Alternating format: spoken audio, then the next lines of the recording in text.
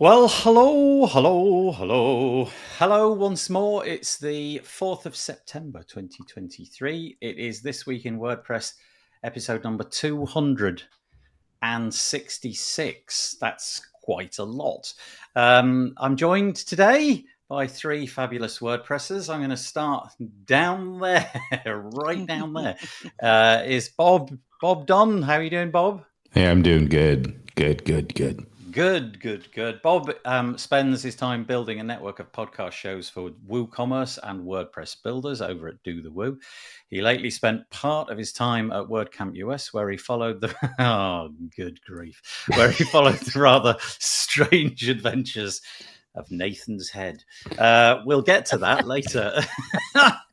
I don't know how this all happened, but yeah, thank you for joining us today, Bob. We'll get onto your podcast and what you do a little bit later. But we're also joined by Birgit Pauli-Haack, who's over there. I am getting so good at not getting the wrong hand. Yeah, doing it right every time. How you doing, Birgit? I'm very good. Yeah, I'm glad to see you all and be on the show again. Thank you. Yeah. Thank you for joining us. Birgit used to come to us from across the pond over at the other side of the Atlantic, but no more. She was just telling me that she's up sticks and she's now back in Germany. She is the publisher of the Gutenberg Times. We'll come on to that in a moment, which is a site with news around the WordPress block editor and beyond. She hosts the regular Gutenberg Live Q&A, as seen on YouTube, and hosts the Gutenberg Changelog podcast. Birgit has also been contributing to the WordPress open source project since 2014 and now contributes full-time by being sponsored by Automatic. Yes. Anyway, nice to have you with us. Thank you so much. She was saying there's a lot of sunlight coming into her face. So if we see her wincing, you know why. And last, but by no means least, I did it again. It's Katie Keith. How you doing, Katie? Yeah, good. Thanks for having me back. Yeah, you're very, very welcome. Katie is the co-founder and CEO of Barn 2 Plugins. If you haven't heard of those by now, well, go and Google it right away. She's the co-host of the WP Product Talk podcast. She loves helping people to get the most out of WordPress, WooCommerce, and their WP product businesses. She had a fantastic time at WordCamp US. We're going to talk extensively about that. And it was even... Oh, no! I didn't read your bio until just now. It was even worth catching COVID for. Did you? I did, yes. I've been isolating until yesterday. And did you? Because I read a tweet somewhere. It may even have been Bob. It may even have been in Slack. I can't remember. COVID was a thing, right? It reared its head and lots of people... Yeah. I don't mean lots and lots and lots. I don't really know the numbers. But that was a thing, a feature of this event, right? Yes, it was. Yeah. Swag. Somebody called it swag. And it doesn't even take up any space in your luggage. So that's right. It's swag to have. Dare I ask? I know this is all rather personal, but did you manage to get home before the sort of symptoms? So, in other words, were you poorly when you got home? I travelled knowingly with COVID, very, very masked up. So last Monday, I had my flights back to London and then back to Mallorca, and I was getting symptoms, so I took a test the day of my flight, and I had to collect my daughter from London and then take her back to Spain, so I couldn't not fly.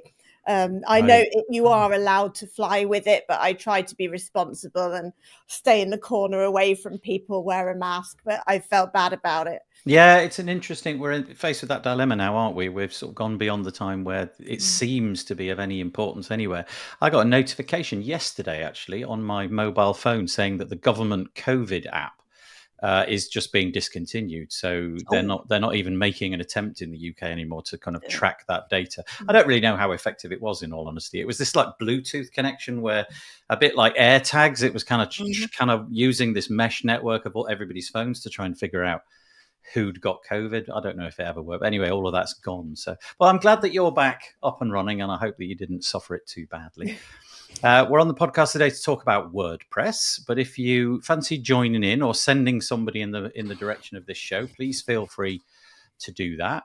Go to wpbuilds.com/live. If you go over there, you need to be logged into some kind of Google account because the comments are just copied and pasted over from YouTube, and obviously YouTube owns Google, so that's the way that works. If you're looking at us on Facebook, if it's in our Facebook group or page, you might need to do an additional step. Wave.video, that's the platform that we use, /live/Facebook. Unless you do that, we just see you as anonymous user. We don't know who you are, which is fine. You might well keep it that way, but if you don't want to, go and click that button. Alternatively, you could stay sort of anonymous and then just write who you are in the comment. That seems to work as well. Okie dokie. Let's have a look. There's a couple of people in the chat. Oh, Courtney Robertson. We're going to talk and show Hey, Courtney. later. Hi, Courtney. She said, I avoided it during the event, but picked up COVID. Oh, no. Oh, yeah. Picked up COVID from kids going back to school bugs. I am sorry to hear that, Courtney. Yeah. That's rotten. Go on, Birgit. Oh, I got actually back from vacation and had the day after had symptoms and tested, and I was positive. So I felt like I have FOMO for WordCamp US, but I had a sympathy COVID attached to it. So I shouldn't laugh, yeah, but no, I get what you it's mean. good. Well, thank you for making that comment. Like I say, Courtney, we'll feature your roundup a little bit later of your experience at WordCamp US. Peter Ingersoll joins us every week, and he gives us the weather report from usually Connecticut, as it is this week. Peter, can I say, for the first time ever, it's hotter here than it is where you live.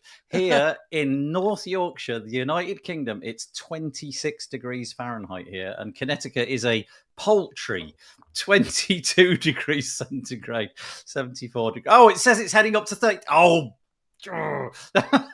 okay, fair enough. You win. Oh, darn. So I don't think it's 26 Fahrenheit in your place. No, 26 degrees centigrade. It's so lovely and warm today. It's really, really nice. And we're being joined also by Tony. He's been joining us from sunny Aldermaston in the UK. Yeah, we've just had this relentlessly great weather here in the UK, and it's been absolutely fabulous.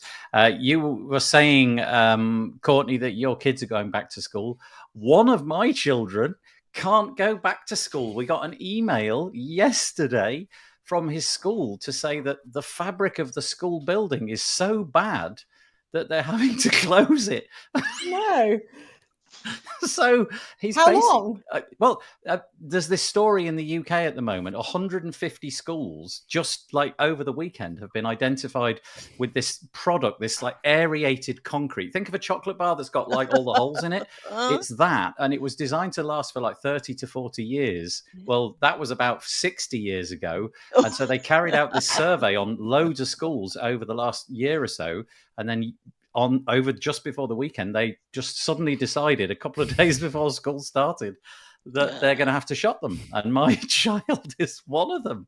So we're suddenly scurrying around thinking, what are we going to do? Anyway, so there we go. That's fun in my life. We're also joined by Nick Wilmot. He's coming from Daventry in the UK. 27. Oh, right, Nick. I thought 26 was kind of cool, but obviously not. Thank you for joining us, Nick. I appreciate it. And Max says hi. Let's get stuck into the bits and pieces for this week, shall we? Let me share the bits and the pieces on the screen. This is us. It's wpbuilds.com. If you fancy subscribing to the bits and pieces that we do, come over and fill out this form. We'll basically send you 2 emails a week. It's one time for this show. When we finish this, I'll top and tail it, stick it out as a podcast episode, and put the video up on YouTube. And you'll get an email about that. And then we do a podcast episode on a Thursday as well. That's just audio, and we'll email you about that. Outside of that, we might send you, honestly, 1 email a year out of cycle. It'll be something like a Black Friday deal or something like that. But if you fancy it, stick your email in there and we'll keep you posted. However, this is maybe slightly more time pressing. This is the Page Builder Summit. It's coming back round between the 18th and the 22nd of September. So really soon, actually, in about a couple of weeks' time. Well, in fact, in a couple of weeks' time, we'll be kicking that off. If you want to get your free ticket, just click this little button and you sign up in the normal way. We've now posted a list of all of the different people who are taking part. So there's Anshin LaRue is the co-host, along with that ugly chap on the left. And here's the beautiful speakers. There's a whole list of them you can see as we scroll down, all of their different subjects. Cameron was on very, very recently. We've got a whole load of different people. I think we've got 33, 34 this year, plus a few speakers from previous summits as well. So if you fancy that, it maybe with hindsight, the Page Builder Summit wasn't the best name we could have picked, because there's tons of Gutenberg content in there. There's tons of content around marketing and design and all that. But Page Builder Summit is what we decided to call it. So tickets are free. If you want to click on that button, you can access all of the different bits and pieces, and we'll send you all of the links as and when the summit starts. So please feel free to do that. That'd be nice. Okay, we're going to promote the people on this podcast today. We're going to promote their podcasts. Their whatever they're doing as well. In some cases, it's a podcast. In some cases, it might be a website. First one up, though, is the Gutenberg Times. As we mentioned in the intro, this is Birgit's property. What prompted all this, Birgit? All those years ago, when you were thinking, I want something to do in my copious amounts of spare time, which clearly you had lots of. Laugh. Why settle on Gutenberg as a thing? Because it's, it seems like really niche. It's very niche, yeah, and I'm glad I did, because WordPress has gotten so big, yeah, that you can't know it all. And then, yeah, putting a weekend edition of Roundup posts together is really hard. But it was triggered in 2017 when I first saw the Gutenberg video at WordCamp WordCamp Europe in Paris. And I followed up on that with what people are doing with this new thing, and I found it quite exhilarating and inspiring. And I thought, okay, so there's a lot of negativity around, like, let's just kind of put together the positive things, what other people are doing and how they are approaching it and how they exploring it. And it was just a storyfy that I updated all the time. But then I heard from a few contributors and from the community, so do you have a newsletter with all the updates, kind of thing? And I said, well, no. And then Storyfy was a product by Adobe, and they announced end of life for the following year.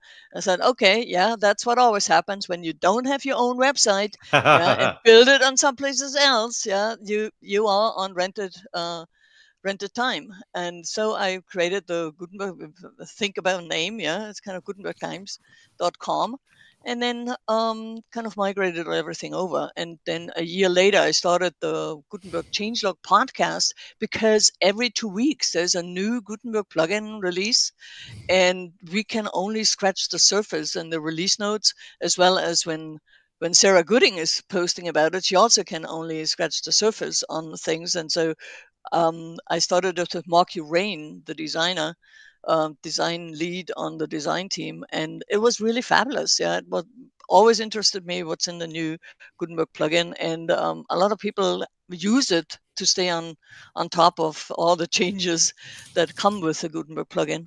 And we kept it going. It's now in the 88th episode.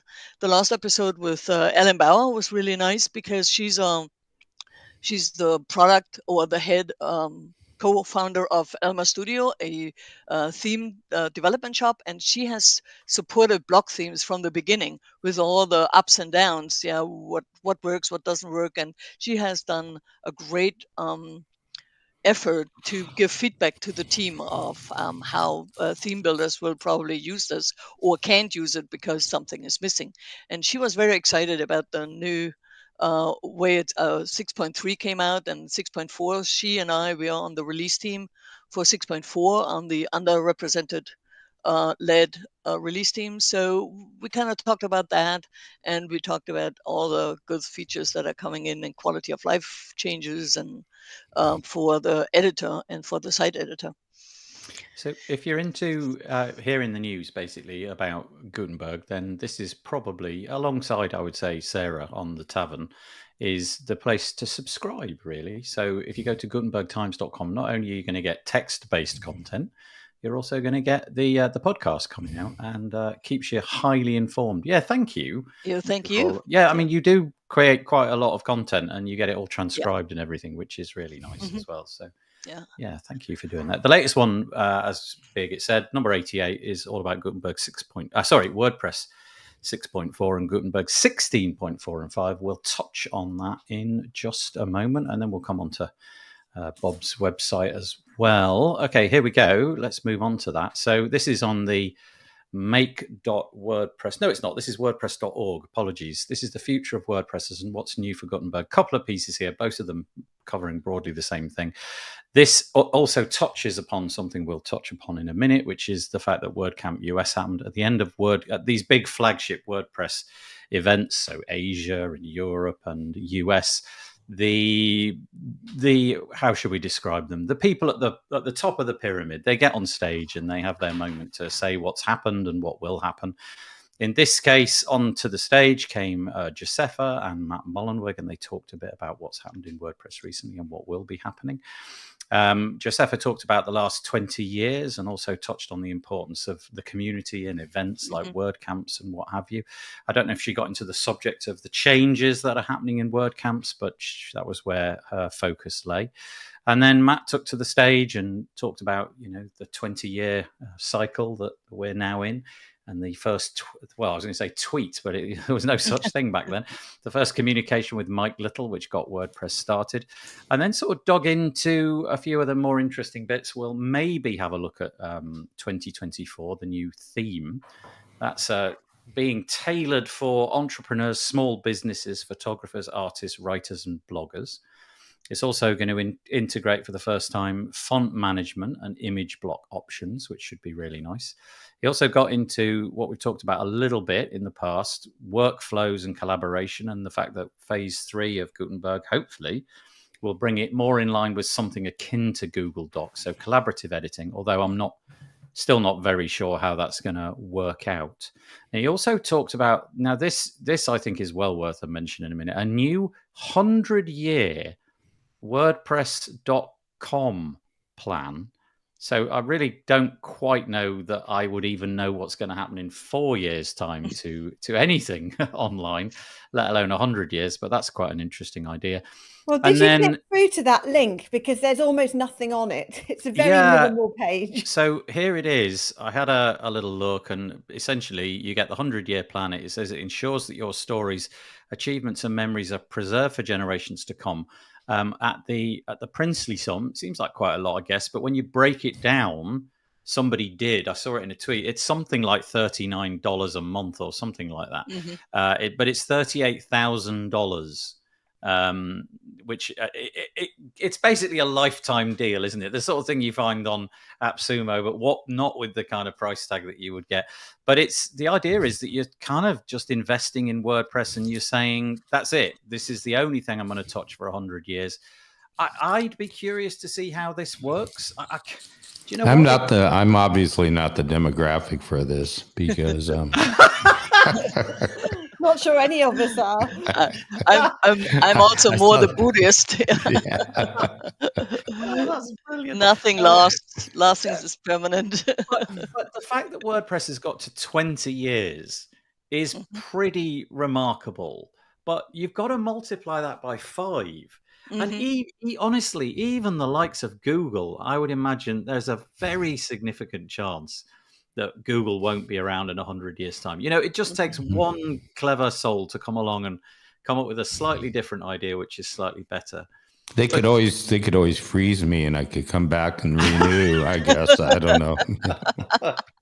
I think we've had you on this show before where you've frozen yourself, haven't we? Yeah. It's definitely happened. Yeah, so that's really curious. And I just don't even know what to make of that. $38,000. I don't know of any company of any description in any industry which has offered a 100-year plan up front. And I'm just really curious as to what it's all about. I mean, it's a significant investment. I suppose if you've got that money lying around, you can do it and then forget about it. Let's just open it up. Bob, yeah, it's probably not, I mean, you wouldn't have to worry about renewing. I mean, no human on earth. It's almost that simple. If you had, a business that was going to maybe go on for generations or something, and you didn't know, you could just do that. And I mean, if you had the money and say, oh, now we're set for 100 years, Yeah. But yeah. I'm sure there's somebody figuring out a reason to do it. And I'm sure, yeah. I can see that a family business in Europe, that has been around already for 150 years, can think kind of beyond that anyway, because they have a legacy, and if they can sign on some of the service, they don't have to really worry about it anymore. Same with publications, or a writer who has done a lot of writing in his day and wants to stay around for a while afterwards. Well, I definitely it's not for me, but I think also the coming up with that gives you a lot of questions about even what's going to be on in 10 years. How would this plan be still valid? um, Being hosting, being software changes and all that. Even the internet, we don't know what it's going to be about. So I think it opens a lot of thinking space. It's not so much on the year to year thing, and it's not so much about the now. It's more like uh, how can we make it last? Even those things, sustainability is a really big factor in it. How is our hosting going to be sustained for 100 years? I think there goes a lot of thought into it. And when you make it so concrete to say, okay, let's offer that to someone who actually really can um, yeah, buy into it, and then talk through all the consequences of it. Because there's legal issues. There's yeah. How do you do even contracts for a company that might not stay around, and how do you do succession in a company? So it's definitely a great exercise in I have a friend who thinking. has a record deal. We don't call it that anymore, do I? I don't even know what you call it because nobody's buying records. But back when we were about 20, so almost 100 years ago, he was he signed a record deal with the label, and he was very careful to read the contracts. And he showed me this clause, right, in the deal, was that the record company would be able to sell his, the product of his mind, his music, on Earth and its solar system.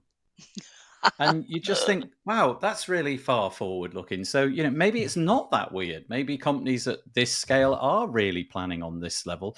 And obviously, if you think about it, let's say a big organization like the New York Times, let's be honest, $30,000, $40,000 nearer dollars is probably nothing. Nothing.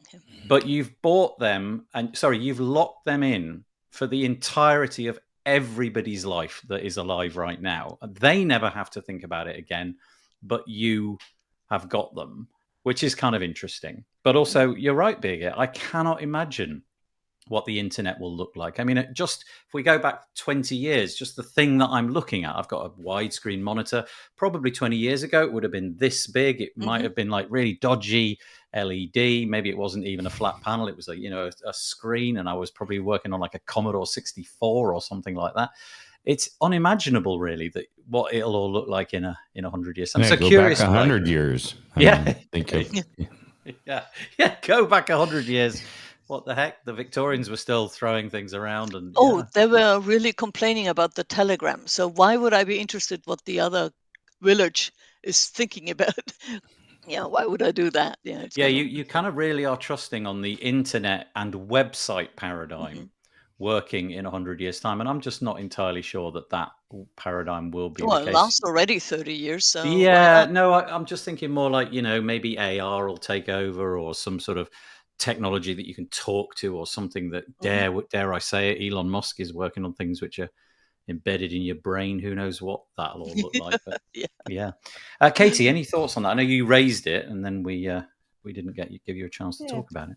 Have you noticed that we're discussing this in more depth than we would a lifetime plan? They could have released a lifetime version of WordPress.com, but there's something about the 100 years that's captured the imagination, because no one's really defined very well what lifetime typically means in the industry.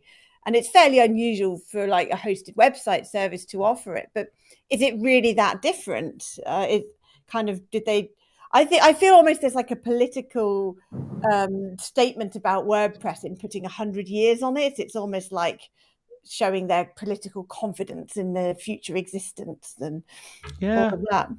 Yeah, that's interesting. Yeah. Anyway, there it is, the 100-year plan. You can go and see it. It's at WordPress.com/100-year.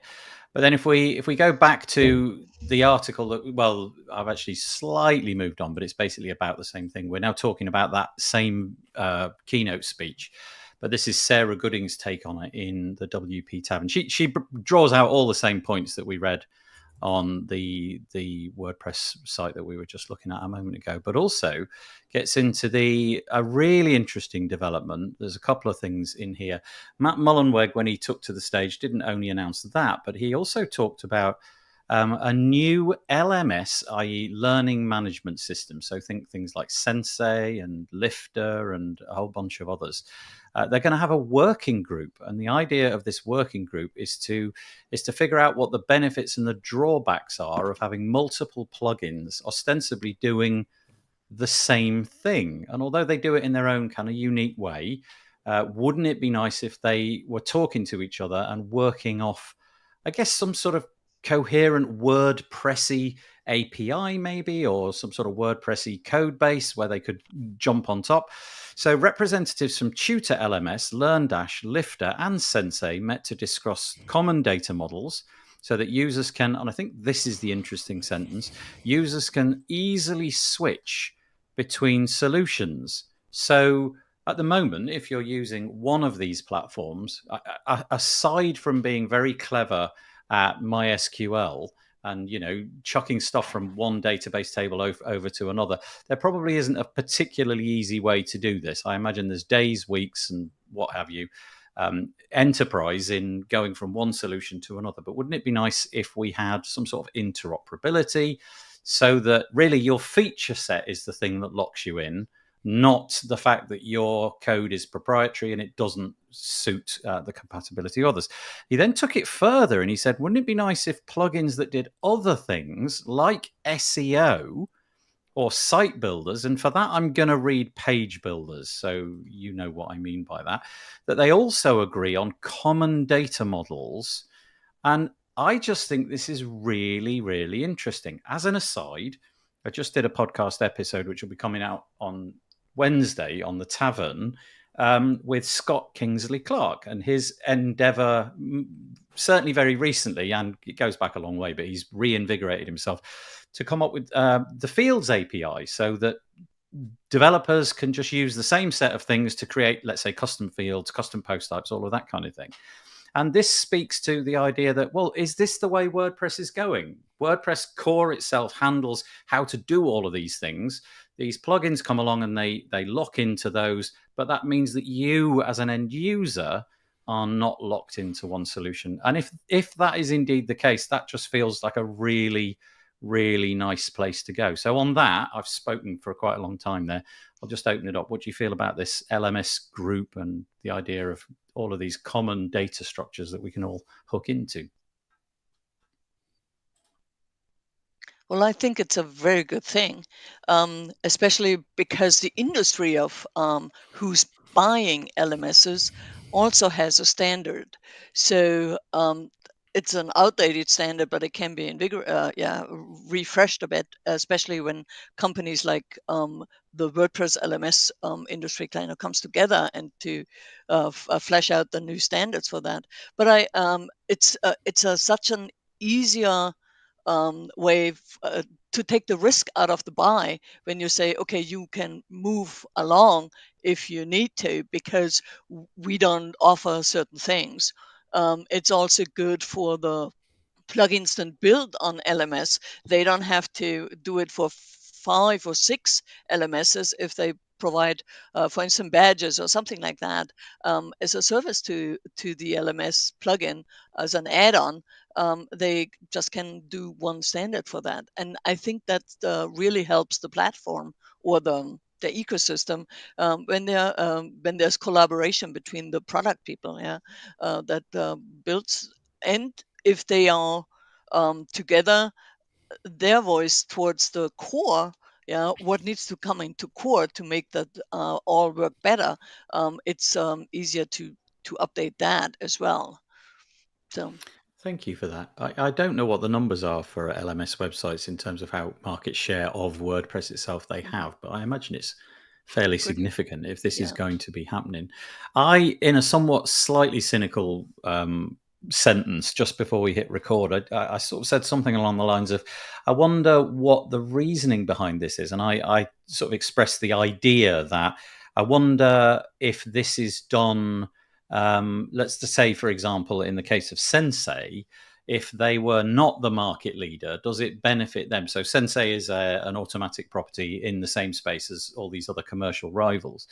If they weren't doing as well, say, does this give them a way, if you like, to sort of compete differently? But Bob, you happen to be coincidentally sitting near Chris Badgett from Lifter LMS, and thankfully you were able to sort of give me completely different intel.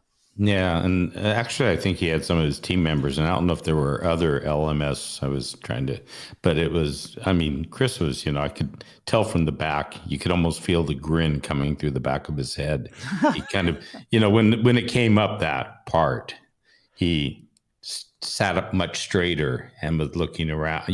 He was very happy about it. You could tell. And some of the, I don't know whether it was his team members or if there were, like I said, other people involved with other LMS, but they were, raising their fists and excited. So to me, that shows that, well, one thing is, these are a group of very smart people. So they know kind of what they're getting into. And obviously they're very happy about it and excited about it because, yeah, it was, there was quite the applause and, there was, there was a lot of excitement around it. So I think a lot of people, at least in that crowd, felt good about it. And it was good to see that the actual people that are involved with it seemed quite happy. Yeah. An example might be like if I bought a Ford car, but I could only take it to a Ford dealer to get it repaired when something went wrong. I'd kind of feel a bit aggrieved about that. I want to just be able to rock up to any mechanic anywhere on the planet and say, here's my car.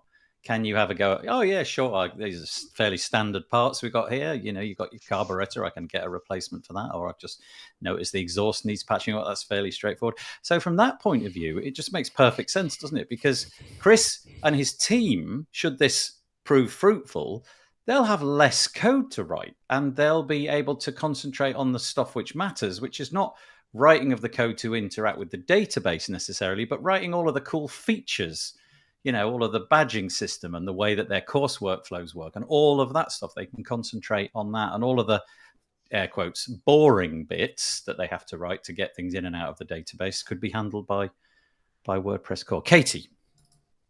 Yeah, but the thing is, they've already done that boring work. They have their custom post type and all the fields attached to it.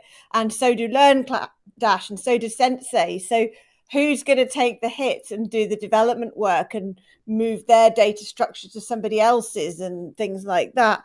So I'm not sure in practice how it's going to be built. And I know what you mean about Sensei. Then I don't know, there's definitely not number 1 or 2 market leaders. I don't know where they are after that, so I do wonder what the incentive is to so I'd be interested to see how it works out in practice.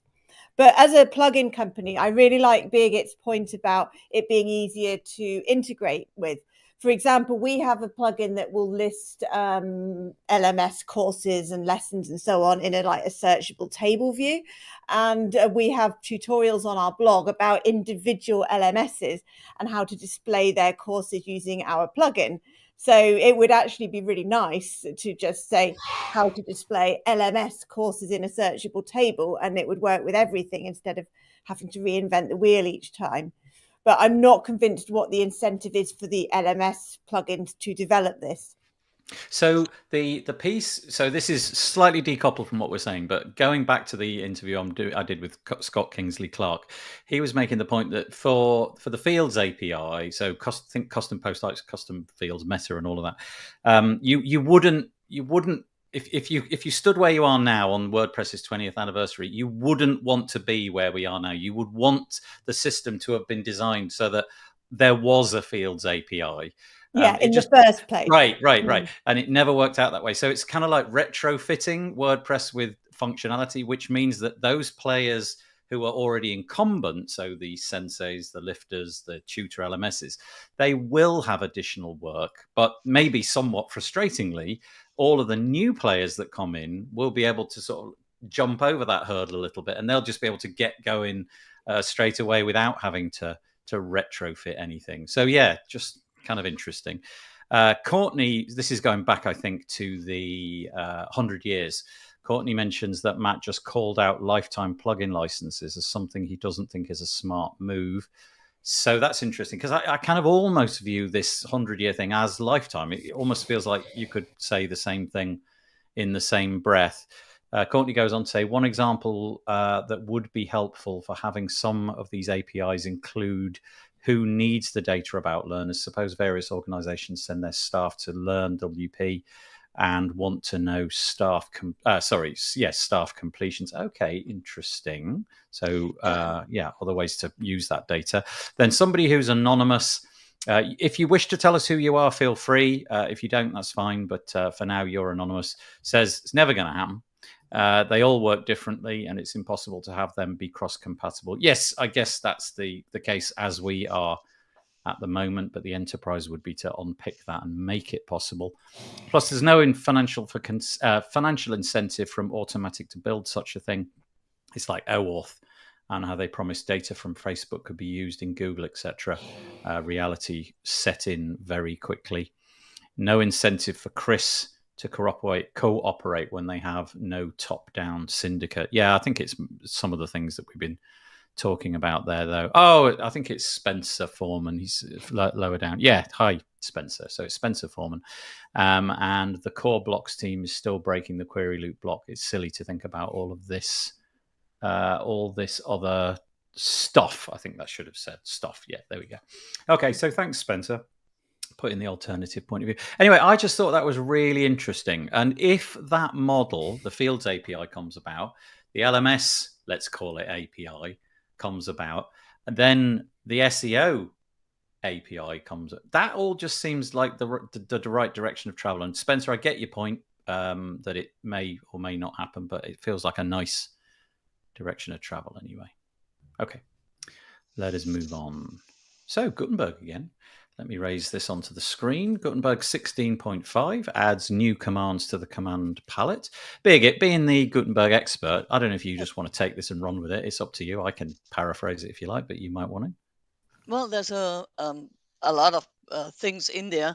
Most of it is also kind of set in the stage for the 6.4 release. That will have some quality of life improvements on the site editor and blocks and all that. In Gutenberg 16.5, there's a new commands for the command palette, which has been a nice one implemented or introduced in 6.3, but now everybody's kind of coming up with what would be another good command to be in there. Riyad Benguela has published in the dev notes for 6.3 ways how plugin developers can also create commands for the command palette. So and it's the quick way to get something done when you're not in the right screen. So if you're in the site editor and you want to add a new page, you could do this in the site editor, but it's 2 levels up. You can just kind of do a Control K and say add page, and then it gets you to the right place. Or it can say switch off top toolbar, or just for the moment because I need it at my block, or all these kind of little things help you so much when you don't have to go 6 levels up and 3 levels down on the menu system and WordPress. And especially when you're a new user on WordPress and you don't know where things are and you have to find it out, you have to read documentation to find that little piece where you can change a distraction-free mode, for instance. You can use the command palette and ask for that, and it shows you a selection of different ways to do that, or different commands that you can kind of go next in the situation where you are.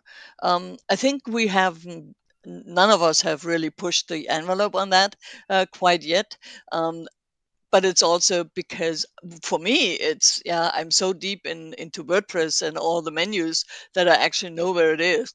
And you said something about muscle memory. Yeah, I just go there and kind of get back to what I need to do. But if a new user comes, I think it's a very good tool to just get things done.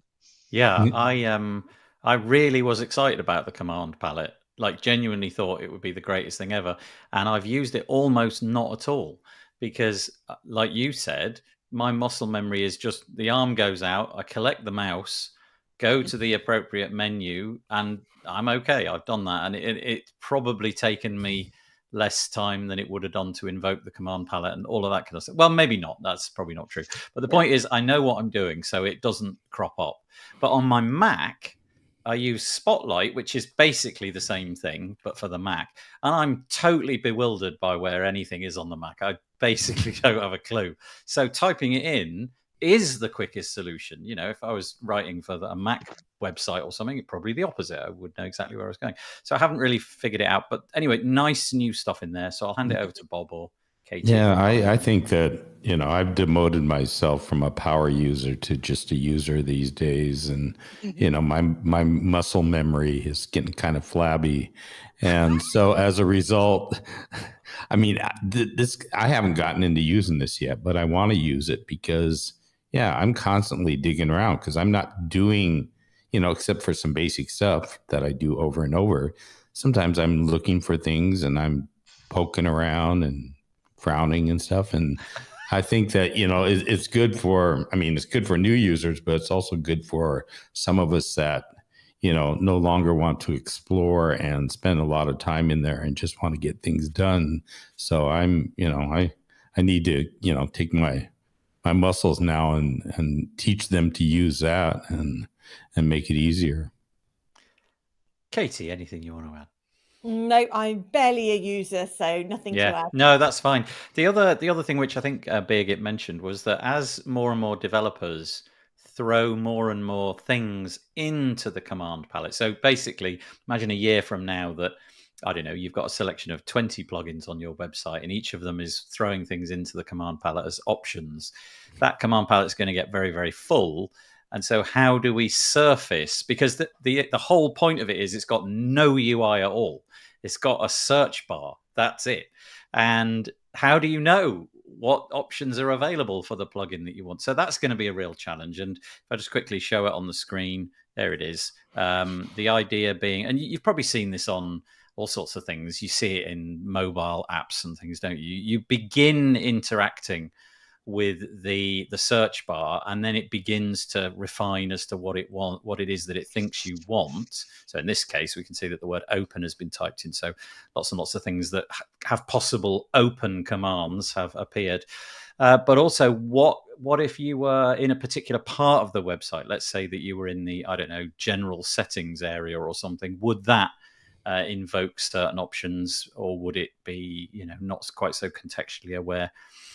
Anyway, I think at some point I'm going to have to just make use of it. I like Bob. I've got the flabby muscle memory going on there, and I just come time and time again to the same set of maybe 30 different things that I do on the website. But for new users, I see that this is a really, and it seems like, I mean, this is how we're doing blocks. You know, it's when I look for a block, I go up into search.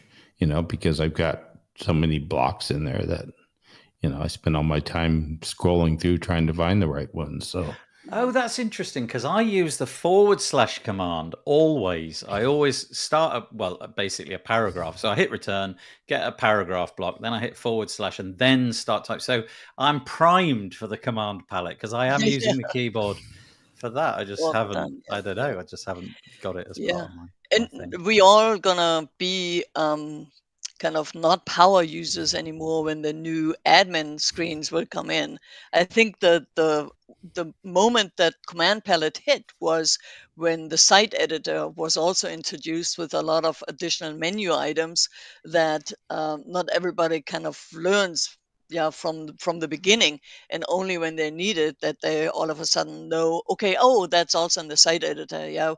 We remember that there were reusable blocks were renamed as pattern. We can now do page editing in the site editor.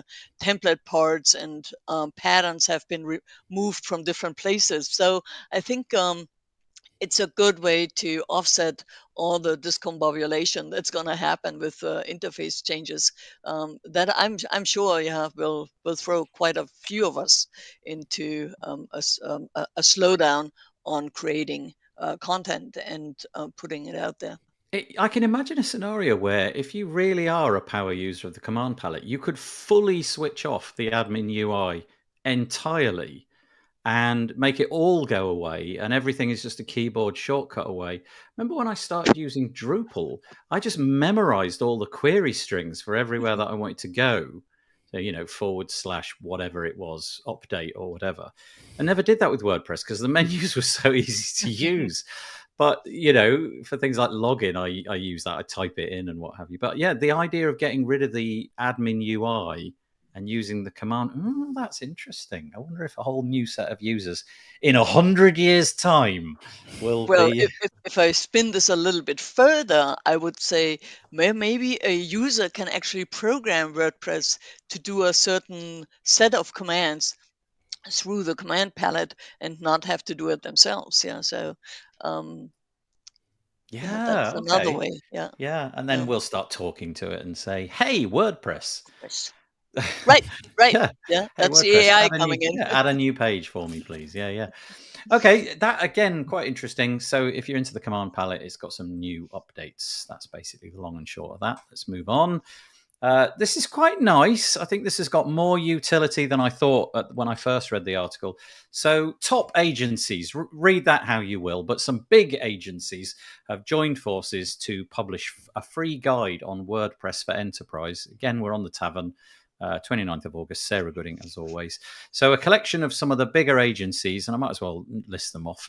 Big Bite, I think, led the charge here, and then they collaborated with 10op, Ali, Human Made, Impside, and XWP. They've published a free resource, which is called WordPress for Enterprise Guide. Now, this would never have applied to me because I was never really chasing the enterprise clients. But really, it's, I think, probably a vestige of the fact that many people at enterprise are still viewing WordPress, let's put it in air quotes, as a blogging platform. I'm not sure strictly how true that is these days. I imagine even people who don't know much about WordPress probably realize it can do a little bit more than that. Anyway, there's some sort of friction at that level getting their big clients to onboard to WordPress. There's some problem. Somebody in the chain of command in the enterprise is going, hang on a minute, WordPress, are you sure? But so what they've done is they put a guide together profiling a bunch of high profile companies. And honestly, this is the laundry list. Check this out. CNN, Vogue, Google, the Wall Street Journal, Spotify, Harvard University, the White House, Meta, aka Facebook, PlayStation, and many more. But that's pretty decent list to start with. And the idea is to expose all of the benefits. Here's some case studies. Here's why these companies have benefited. Here's the things that they've gained. Here's why not to be scared of it.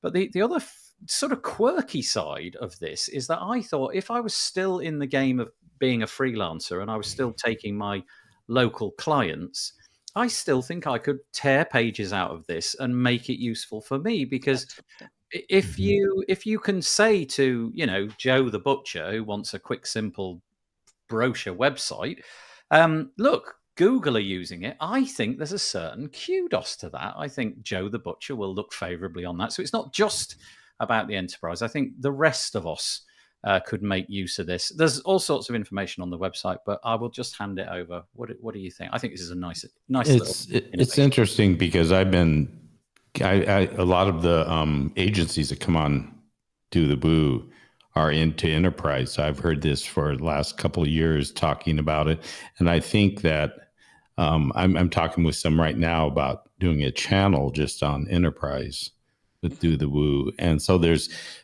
the thing is that it's happening. If people were to listen to my podcast, they'd find actually stories where they talked about these enterprise clients, and I've had several of them come on. And I think the biggest thing is just where the need is to make everybody aware that it's possible and that there are actually companies doing enterprise work and they're doing successfully. And I think that's what it really boils down to, because for some reason it's been kind of muffled, and whoever and whatever is saying, well, WordPress can't do it, blah, blah, blah. But they want to get more of a platform out there and get more people to realize that hey, this can happen. And there's some pretty incredible sites going on. And, some of these projects some of these agencies talk about is just phenomenal. I've heard them explain, how long it took, how many people worked on it, even the prices that they've charged. And so it's being done. It just needs to be publicized, and people need to start accepting it, that it's possible. Yeah, I think a big part was also, it's not so much the blogging part with WordPress. I think it's the open source part that scares enterprise level IT people quite a bit. The accountability around open source, and I think this guide really helps with that. That all the things like security, like performance, that all is at least talked about, and the agencies, definitely smaller agencies, can take this as well, because it also unifies the language around all those problem spaces that an enterprise company has to sign onto a CMS. So you don't have to make all the arguments over and over again. Yeah, you can really streamline your project management to the need of that particular client, and not have to start with, I say always, with Adam and Eve. Yeah, so you get them better, faster in there. And I was at WordCamp Europe. There was a WordCamp event about the enterprise level with the named agencies there, and it was really the part where there is no unified message, and they cannot wait, or they don't think that it's actually the WordPress open source problem. It's their own. It's a problem that enterprise agency would need to solve for themselves, and that's what they have done. They come together and say, okay, this is how WordPress really helps in the enterprise world. We have a unified kind of uniform way to talk about it, and now let's get to the nitty gritty really fast, and also, yeah, shorten the lead line, the lead time it takes from contact to actually getting the sale or the closing. The Yeah, and it was contract. actually a part of the community summit. I think they had a piece there, and they did have some other discussions around it quite a bit at WordCamp US. True. Yes. Yeah. And the notes are on, just to put it in there, make.wordpress.org/summit. You get all the discussion notes with two caveats. One is there's no attribution, so you don't know who said what, which is pretty nice. And the other one is there were no decisions made, because decisions are made in the team and not as one conference where not everybody can be there. But read the notes. They're quite enlightening on all kind of aspects around WordPress. Yeah, just to kind of put a little. Thank you. Katie, anything to add to that before we move on? I really like it, because as an ecosystem, we need to work together to grow WordPress overall and get more people using it for the future, and everybody wins from that, and this is one part of that. I think anything to focus on enterprise, as you kind of implied, will have this trickle down effect, so that smaller organizations will be using it more as well as the bigger ones. So I think that's a really good direction. So, little quote just to end this piece. This comes from WordPress VIP Director of Product Marketing, Michael Khalili, I think. While smaller brands are able to switch CMS fairly easily, for large-scale enterprise, it's often a major undertaking. So we hope this guide makes the decision process much easier for those exploring open source options. In other words, people have done it. WordPress can handle it. You can do it too, and you don't have to get involved in some weirdy bespoke CMS system that nobody else can help you update. That's the title of this episode: weirdy bespoke CMS system. Let's write that down. Okay, that's right. Okay, good, got it. That'll do. Okay, let's do the next piece, shall we? This is Bob's. This is Bob's piece on WordCamp US. We're going to feature a few pieces from various people, but we'll take this one first. I picked Bob's piece not only because he was on, but because he takes photos of his food. which is great. I love this Aeroplane kind of food. piece. I just lap up this kind of piece. You know, the piece where it's all very sterile and people just sort of say what you should do at WordCamp and all that. I like the one that Bob does, where, you know, here's my Satsiki or whatever it else is, that meeting. But also, you know, this is the point, right? There you are with your good friend Mark. It's not Mark Westgard, I should say. It's not just about turning up and being on show for your company and all that. It's about making friendships and hanging out in the hallway. And Bob just does a really nice piece here, including some photos and all of the different things, all the people that he met. But also in here, I thought this was lovely. So let me just find the correct photo, which, yeah, here we are. So this is Anil. Anil was on this show the other day, but sadly his audio and video were just so choppy that he had to drop out. But Anil had gone to the event, and the intention was to have the booth available for his company, which is Multi Collab. And but unfortunately the team weren't able to make it. I'm not quite sure what that was. So Anil gave Bob the booth for the rest of the event. And Bob, I know for a fact you were kind of like thinking something like this in the future might have been a cool idea. Didn't have any pretensions of doing it this time around.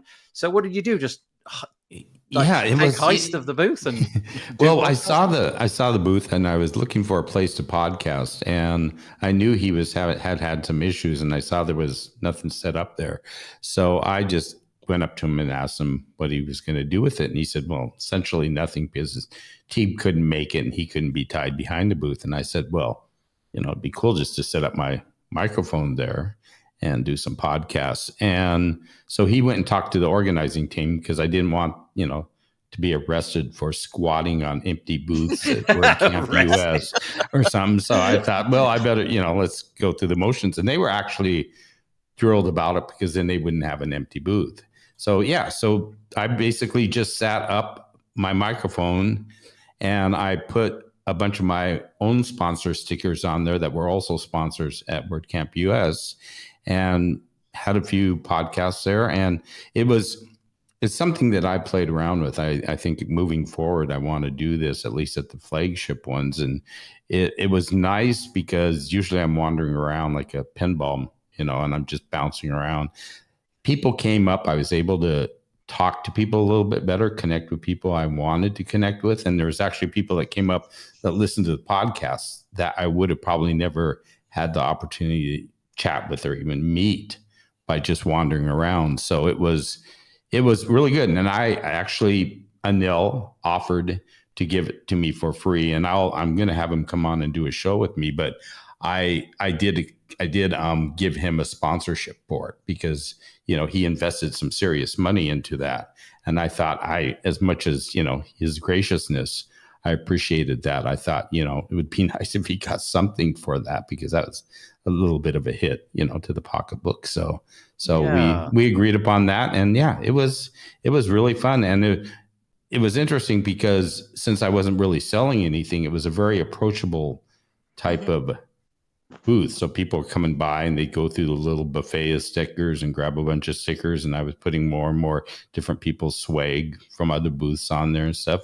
And yeah, it was a lot of fun. So it's definitely something I want to, you know, do again.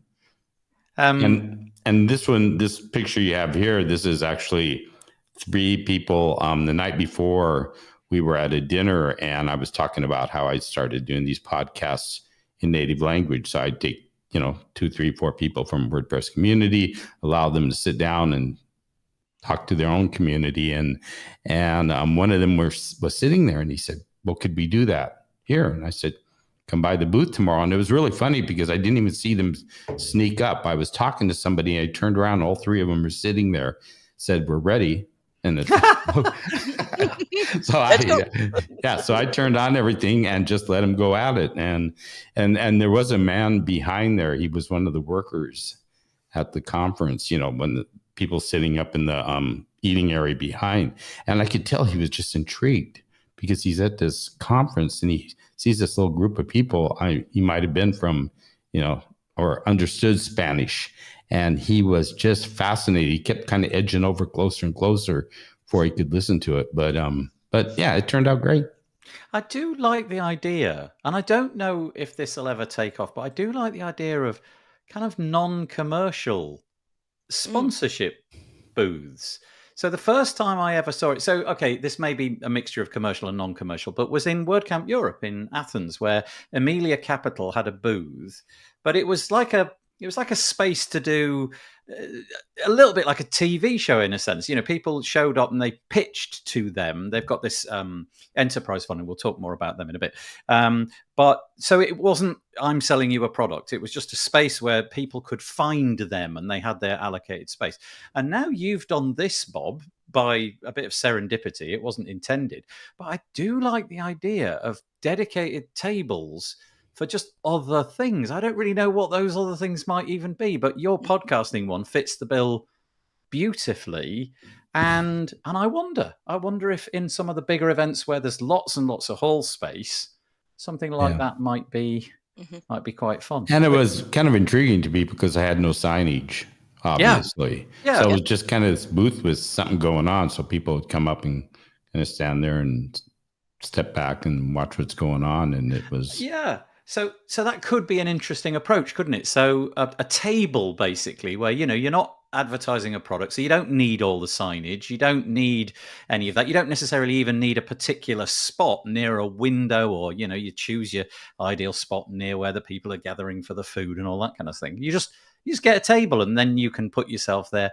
When I do interviews for the tavern, they have media rooms, which I can book out, and that works really well. But it's not in the event. It's separate. You know, in my case, it works well because I want the noise to go away and all that. But if you can gather a little crowd around you watching your podcast, that's great for you. It's great for the broader ecosystem.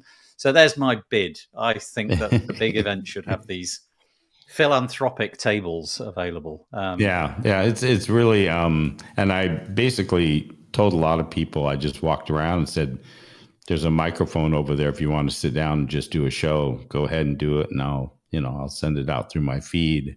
And a couple of my hosts did that, and so it was really a good time. Nice. I really love this. Yeah. Awesome. Great job, Bob. Yeah. And Sorry, go on. Go on. I have a question for Bob. How was the noise level, actually? I didn't listen to any of your podcasts. Yeah, I just put one out. Actually, I'm putting 2 out tomorrow that was there. And I have certain mics, so I know kind of what to set them at, as far as the background. Then Nathan will like this. I run it through Descript, and I can get that background noise really reduced down, but it still, I get it to just a point where it still sounds loud enough. I don't want it so silent. So there's, with technology and just kind of thinking a little bit ahead of time, because just out of the box, they do need some work. So I do have to spend some time, but it's well worth the effort. Birgit, for your podcast, I don't know if you do use Descript, but if you haven't made the leap to Descript, it's one of the best investments, I think. Good to know. Because it's really good. I tried it about 2 or 3 years ago, and it was just abysmal. It's come on in leaps and bounds, and they've really concentrated on video as well as on the audio, and you can kind of record. So what it does is it gives you the ability to record in basically any environment, knowing that you will at least get something usable. I mean, honestly, you could be stood in a busy train station and it would work absolute miracles. It's really, really good. Really nice write-up of WordCamp Europe. Then, of course, oh dear. Not only does my head appear in that post, Bob put together a dedicated post of all the places where my head, and my favorite, wait, where's it gone? Oh, you didn't include it. There's one where, maybe it was a private one. There's one where my head is literally basically in a toilet. That is a private one. I thought that was maybe going a little bit, I thought that was Yeah, hysterical. yeah. I love gimmicks like this, so that was really great. Thank you for doing that, Bob. I appreciate it. It's all very funny. But this piece came across Katie's radar. This is WP Sunshine. And I have to say, Katie, I haven't met Derek, but I interviewed Derek about, I don't know, 4 months ago, something like that. And he came across as the most genuinely nice chap. Was quite happy to admit where he'd mucked things up in his own business. He's moving from being a freelancer, so selling his time for money, to being a product developer. And he's made lots of mistakes on the way, and he freely admits them. And I get a sense, Katie, that his write-up of WordCamp US kind of resonated with you a bit on that level because it was very human. Yeah, and also I spent quite a lot of time with him at WordCamp US, having only known him electronically before. And so it was nice to read. So we talked in person about how, and he was tweeting beforehand as well about how he was nervous. What have I signed up to? I don't know anybody, and like having a bit of introvert regret beforehand. So it was really interesting to watch his journey, both in person and then subsequently in this post where it all comes together. And because I think all of us have been to quite a few WordCamps now, and the more you go, as you know, the more people you know. So you kind of know by now, if you just walk somewhere in a WordCamp for a minute, you'll find somebody you know. And it's nice to go back sometimes and think, what's it like for people that aren't in that situation? And Derek was, he knew people from online, but not in person. And it was nice to see what a welcoming community he found it. Yeah, he just comes across as just like the human that you would like to be in the pub with, talking about his frailty and his nervousness and all that. And I particularly like the passage where he talks about the fact that his wife, who he describes as an extrovert, was very good at sort of dragging him into situations where he might not have put himself, but also just that ability to sum up what you thought about it and what it meant to you and your business. And he talks about all of the events that he went to. But it was this paragraph here that I quite like, where he talks about all of the things that he would have done differently if he got to hit the rewind button. Anyway, it's a lovely, lovely piece. It'll be linked in the show notes. WPSunshine.com.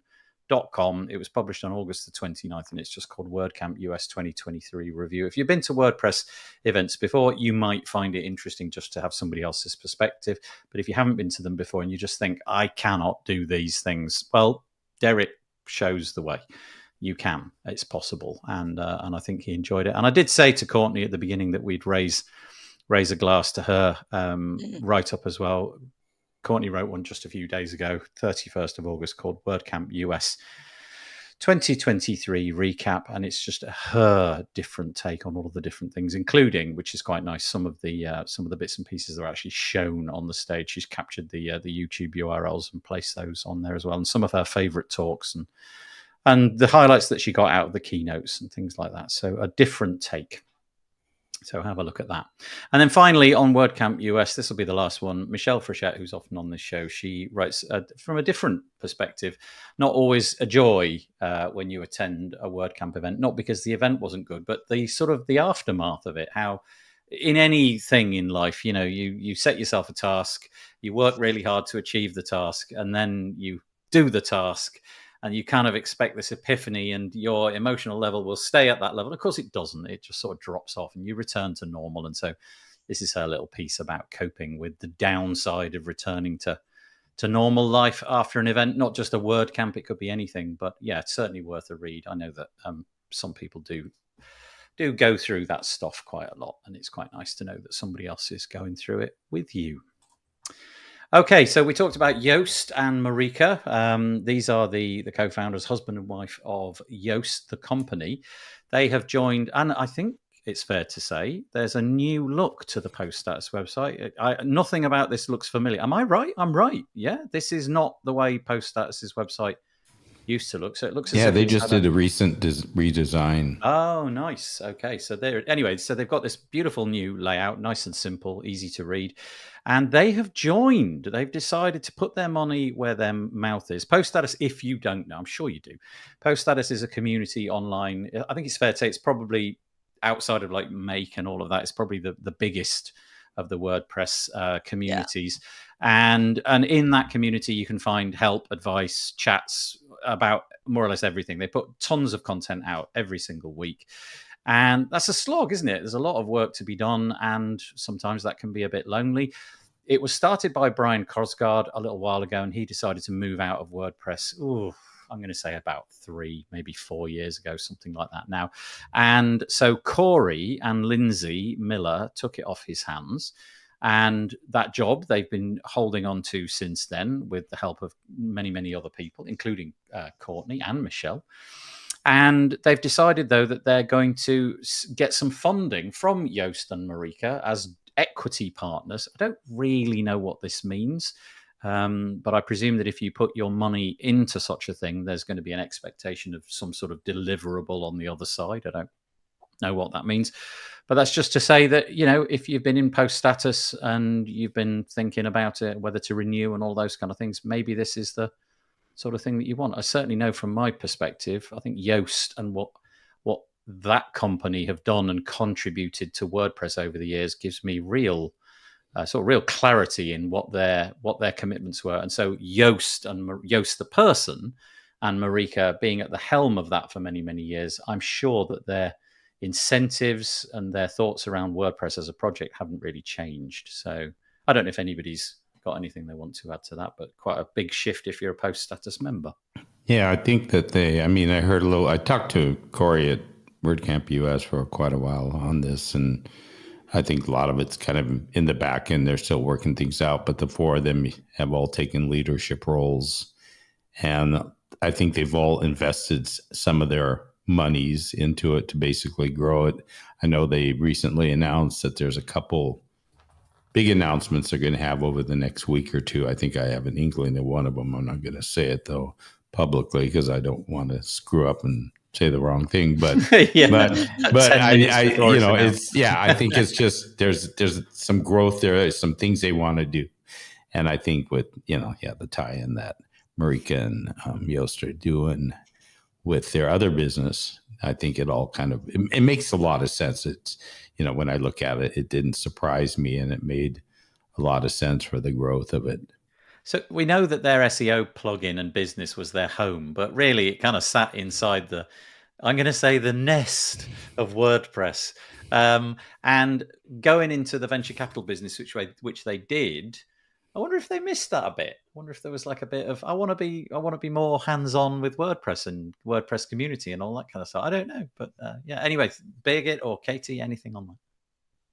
Well, I find it's a genius move from Corey to entertain getting those 2 on there. Yeah, because when I first worked with WordPress, Yoast was the first plugin that I installed, and I was following how they conduct business and how they live in the WordPress community, which is sometimes really hard, but then made a multi-million-dollar business out of it by having a perfect free plugin. Yeah, and that was really interesting for me to see. So with Post Status being a network of WordPress professionals, getting the OG professionals in there is definitely a great move, and for the whole community, because with the look that Yoast had on the ecosystem, also looking a little bit outside of WordPress. I know Yoast also is available for Shopify.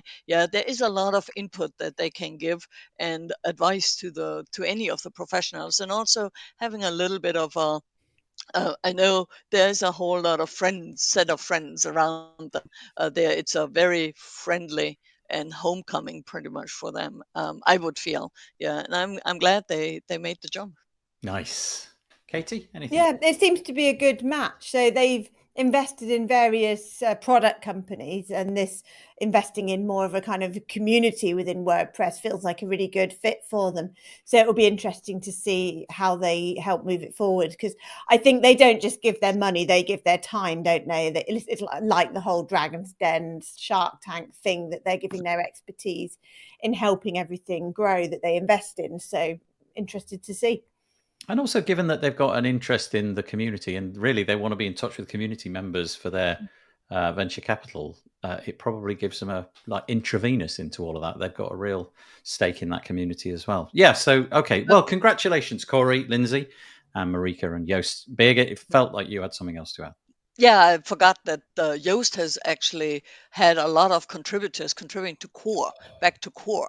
So I think having that experience as well, knowing how WordPress actually works behind the scenes is really helpful to anybody in the community. So if they share a lot of that, of their experience of contributing to core for the future, for the people that wanted to participate in Five for the Future, I think they have a lot of advice to give and a lot of stories to tell. Yeah, they always, don't they? Yoast is always the second company after Automatic when that stat comes out of core contributors. It's always like massive Automatic.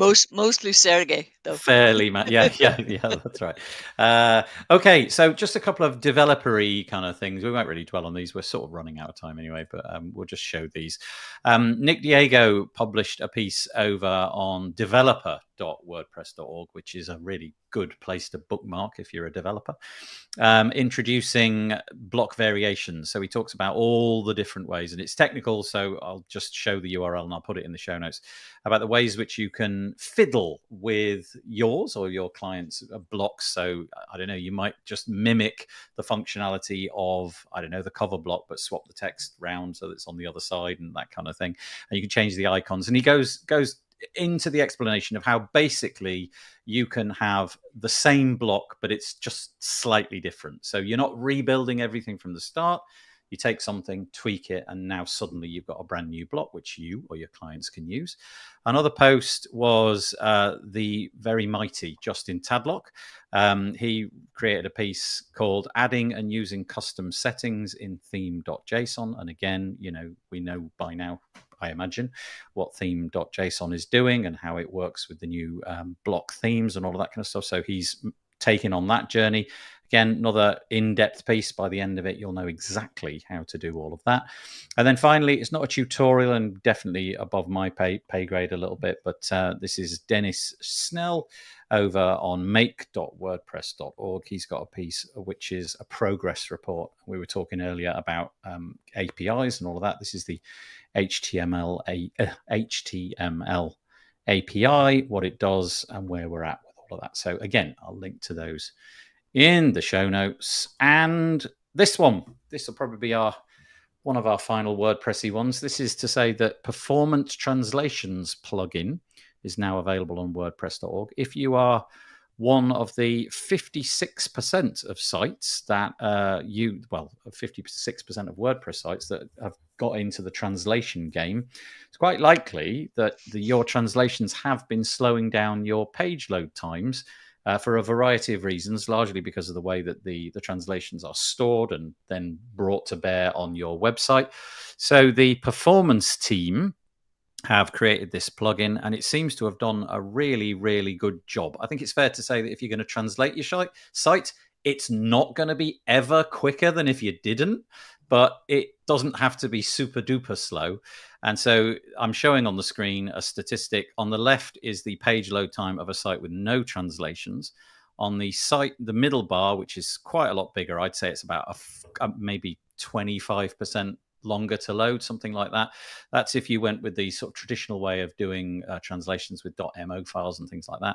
And on the right is with the performance plugin installed. And essentially, it's probably about, 1/20th, a little bit extra on top. So that seems to be working. So bravo to the performance team. They were promising that this would happen not that long ago. And in the WordPress industry, when you read something like that, you often think, okay, we'll see where this goes in a couple of years. And sometimes it doesn't go anywhere. But this one's been turned around really quick. So bravo to them. Anybody on that?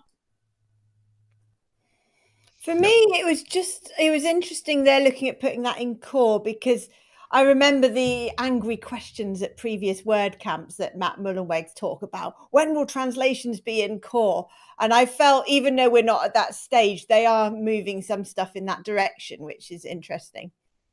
Yeah, so the endeavor is for WordPress 3, Google Docs, if you like, for WordPress and various other things, admin, UI overhaul and all that.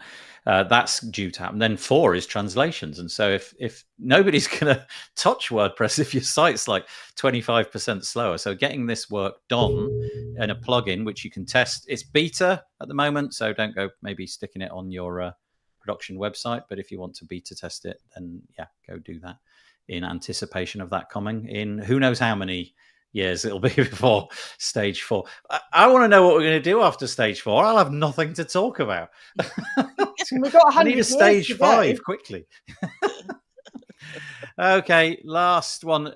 I just want to point this out. Sorry, Matt Medeiros, we just don't have time to get into that. But Matt did a review, preview, not review, a preview of the upcoming 2024 theme. You know how this works. Every time a new version of WordPress ships, we get a new default theme, and at other times as well. 2024 will be the next one, and he makes a video about what it looks like, how it could be used. We talked about it a little bit earlier, what the sort of use cases for it are, but he also explodes all the Figma files that go with it as well, which I thought was kind of a nice touch. So he's showing you what the mock-up process looks like, and it's pretty exhaustive actually. It's not like they just roll this out without a great deal of thought. So yeah, anyway, Matt, thank you for doing that.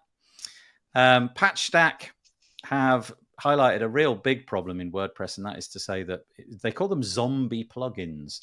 1.6 million websites affected by plugins, which will probably never get updated. This is genuinely an actual problem, because if you're reliant on a plugin and that plugin author just doesn't respond to requests or doesn't update the plugin, or the domain where the email is attached to for support requests and all that just isn't renewed, you're kind of stuck. And so PatchStack have done the job, us trying to do the job of making this something which everybody knows a little bit more about. So yeah, absolutely tons of websites, 1.6 million. And they talk about whether or not they should be, whether they or somebody else should set up a vulnerability disclosure program. Not sure quite what that means, but anyway, more for the community to think about. Okay, Birgit. Yeah, big problem. But it's also something that the plugin review team is working on with PatchStack. I think in the article that you mentioned, there was already a little statistic on how many plugins have already been patched or removed from the repository to take care of that. But it's still a big problem for plugin developers because they are not, or for WordPress because the plugin developers are not reachable. Yeah, they are have disappeared from the face of the earth, and you can only hope. There was one plugin in there that hadn't had an update for 13 years. Yeah, so that's really odd. Yeah. But who is using that even? Yeah, so as a user or as a contractor or freelancer, yeah, you have a responsibility to also help your clients to make the plugin choices a little bit more secure. But it's really, yeah, a good job getting through the plugin review team. There is, however, no way for WordPress to help their users. Yeah, because there is no connection between WordPress.org and the sites that using the plugin, and that's kind of a real missed piece, because it would be really nice if we could just disable that plugin on a WordPress site, Right. and have a little note there. So we disabled that because it was not secure anymore. Yeah. Bob, Katie, anything on that, or shall we, as we say in the UK, knock it on the head? I suppose I see it as a dark side of open source, really, that people think they're being so generous in open sourcing their code. But if you don't actually have a plan in place to maintain it in the future, that's not necessarily a good thing for the community. So like people often say when they see my internal, like something we've done for our website, oh, will you publish the code? And we're like, well, no, because we haven't got a wider plan of how we will maintain this in the future. And it has to fit into something bigger. So it's nice that people do this, but we're now clearly seeing there's another side of that. Yeah. As the years tick over and we get to that 100-year mark, when my hosting plan will run out, sadly. This is going to happen probably more and more. So Patched Out, I've got an article there. I had a few other pieces that had nothing to do with WordPress, but we've run out of time. It's exactly the amount of time that we're supposed to be recording. So we will, as I say, knock it on the head. I would just like to thank Bob. I'm going to do it again. I'm going to get it right every time. Watch this. It's Bob down there. It's, yes, Birgit over there. And it's Katie over there. Thank you for joining us. And just before we end, we have to do the double-handed, humiliating way. Look at us. We're so good. That's great. Thank you so much. We'll be back next week. We'll have a different panel of guests, but I've really appreciated chatting to you today.